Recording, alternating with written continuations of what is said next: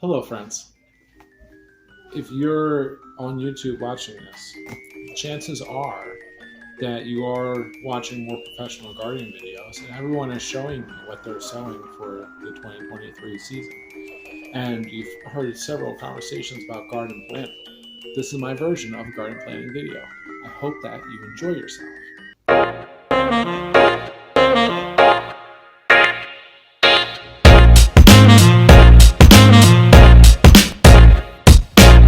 Right now, it's early February. I'm recording this. And if you're watching this in early February, you should order your seeds. If you haven't already, you should order your seeds for the warm season. So you can start plotting out and planning out when you're going to be able to get your seeds in the ground. There's several very healthy garden planting habits that you should get yourself into. One of which is keeping a garden journal.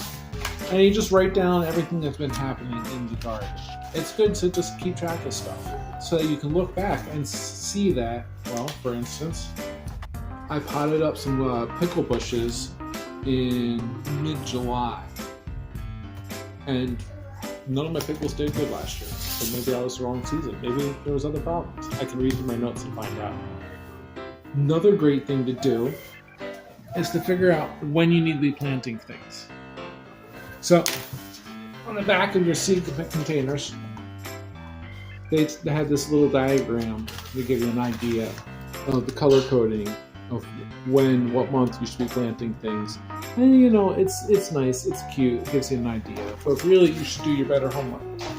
These cucumbers are supposed to be ready 52 days to harvest. Seedlings emerge in 7 to 14 days. So I want to get the seedlings started in 7 to 14 days before I'm expecting to start that countdown for 2 days of harvest. So let's say I want to harvest my pickles in, let's say, August 12th. So if we want to harvest on August 12th, middle of August-ish, then we have to go back about 2 months, 60 days.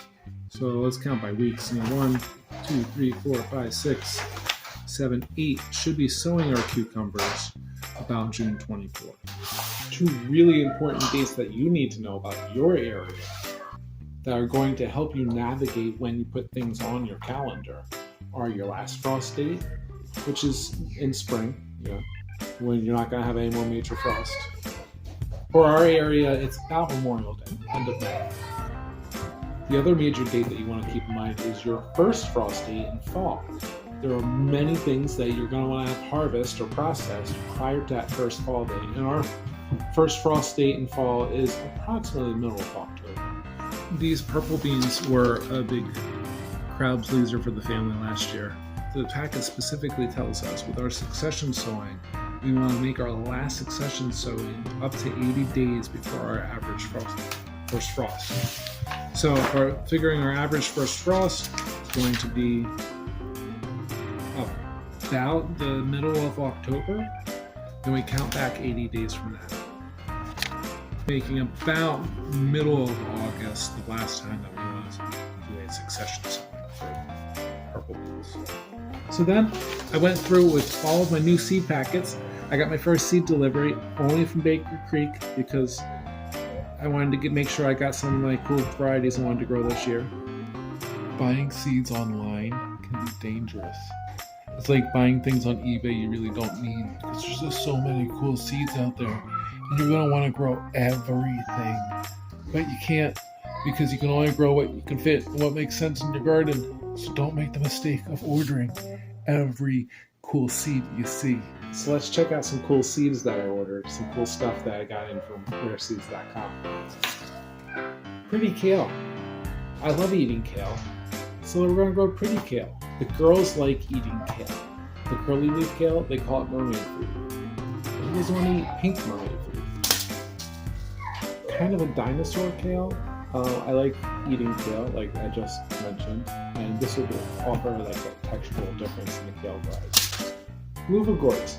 They're going to take all growing season to grow, but I want to be able to make my own loofahs at the end. This is going to be a very dedicated crop. We're going to see if it works.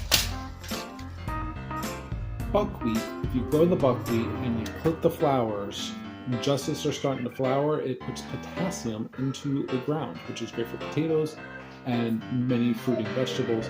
Mainly I think I'm going to be planting this around the potatoes. This is one of those things. You can make a special bluish purple drink out of the flowers, and you can eat the peas, and we'll get more into that later in the season. Just so happens that one of the free seed packets that Baker Creek gave me also is the black carrots that we want to grow. They're a warm weather carrot, and we're going to be growing them in the garden beds, and you'll see that too. I'm going to try to naturalize 2 different bee balm types. This one because it's really pretty. This one because it sounds like it tastes good. I'm not going to be greedy with these seeds though. I'm also going to see if I can get some established for other people's places, since bee balm spreads pretty well once you get established. We are going to be growing the okra we grew last year in containers, but in the beds we're going to grow some orange okra because it looks like we should be able to see the okra growing on the plants better, and we really like growing the okra. It's going to be one of our major crops. We're going to try 2 different varieties of corn in 5-gallon buckets. Supposedly you can do that, but we're going to see if it works. This stuff is kind of like a spinach. You can eat the leaves like salad greens, but it also grows these red berries. That's one of those weird things, but I'm going to dedicate the majority of the flower bed to it because it also sounds like it looks cool. And then on the edible flower varieties that we're going to try to get established, hollyhocks. We already have some hollyhocks, but this is a first year blooming hollyhock that looks pretty cool. And snapdragons, because harvesting prettiness, enjoying your surroundings is just as important. And snapdragons look really pretty on a salad. You can eat them, and I like eating flowers. You figure out when all those things are going to go in. I went through all of those different seeds, figured out when I have to sow them into my garden. Some of them are going to be going into containers. And then I have to go through all my seeds that I have for last year and going through those and figure out things like I saved these scarlet runner beans.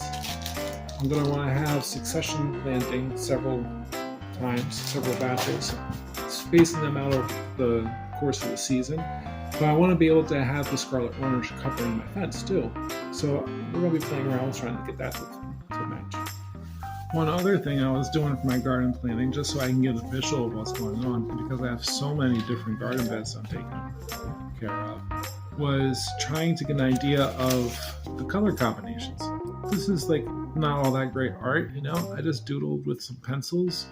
But you see, this here, I'm going to try to get the blue queen peas with their big blue beautiful flowers on the fence behind the orange okra. And then in front of the orange okra, like a clover and wild strawberry understory, which is probably what's already established in that particular bed. And so like doing this, I get a little bit of an idea. It's just going to be layers of color and lots of different colors. And yeah, we'll see how that looks. If you don't plan for anything, then you're going to be caught at the last minute without your seedlings started in your basement that you need to get growing early. And you're not going to be able to figure out when to be planting things to get them in your house when you want them. A big portion of gardening and growing anything is knowing how long things need to be in the ground and planning all of that ahead of time. I hope that you had fun listening to me talk about garden planning and seeing those seedlings that we're going to try to grow. And I hope that you're doing your own garden planning. Make sure you actually check out some other useful websites and other useful YouTube channels where they might fill in a lot more information. Leave a comment down below on what kind of activities do you do for your garden planning that I might not have mentioned here. Let's start up a little community talk about what kind of garden planning we all do that we have in common, what we do that's different. A fun thing you can try to do with all your collection of seeds that you got, and this is just some of the stuff I've done playing with this year. Take seeds from last year that you're not actually going to be using and maybe meet up with some people, do like a seed swap. Check out your local extension office or your local library and find out when there might be a seed swap, or if there is possibly a seed bank near you that you can swap and exchange with. Give us a thumbs up if you like this video and you want to see more videos like this. Thanks for stopping in. God bless you. God bless your garden. Peace out, fish.